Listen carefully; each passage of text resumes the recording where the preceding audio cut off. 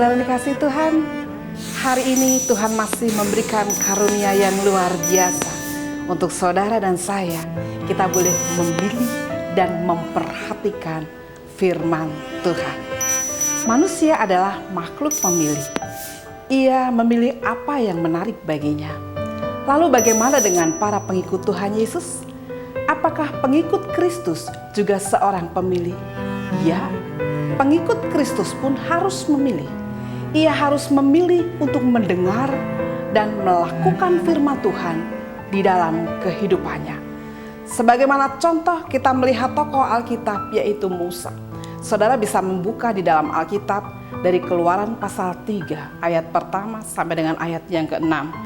Di sana dikisahkan bagaimana suatu kali Musa mengembalakan domba-domba Yitro mertuanya. Ketika ia melintasi padang rumput, ia melihat ada sejumlah semak terbakar. Pada masa itu semak terbakar adalah hal yang biasa. Cuaca panaslah penyebabnya.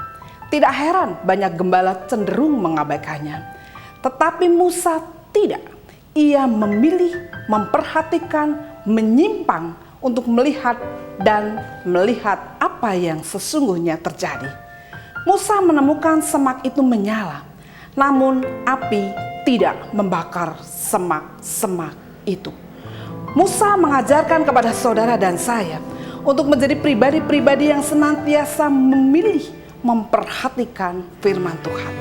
Orang yang memilih dan memperhatikan firman Tuhan di dalam Mazmur pasal 1 ayat yang pertama, ayat yang kedua dan ayat yang ketiga, di sana dengan jelas dikatakan, berbahagialah orang yang tidak berjalan menurut nasihat orang fasik, yang tidak berdiri di jalan orang berdosa, dan yang tidak duduk dalam kumpulan pencemooh, tetapi yang kesukaannya ialah Taurat Tuhan, dan yang merenungkan Taurat itu siang dan malam.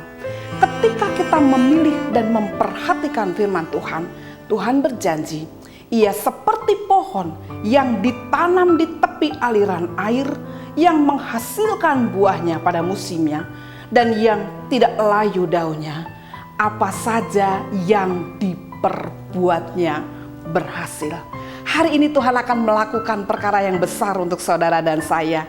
Izinkan setiap kita untuk memilih dan memperhatikan firman Tuhan. Amin. Mari kita akan berdoa.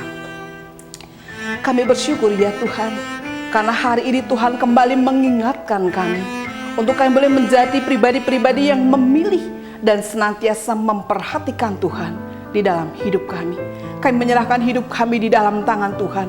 Biarlah di dalam segala kesibukan, pergumulan kehidupan dan tanggung jawab yang boleh kami kerjakan hari ini, kami boleh merasakan Tuhan hadir, menyertai dan memberi keberhasilan atas hidup kami.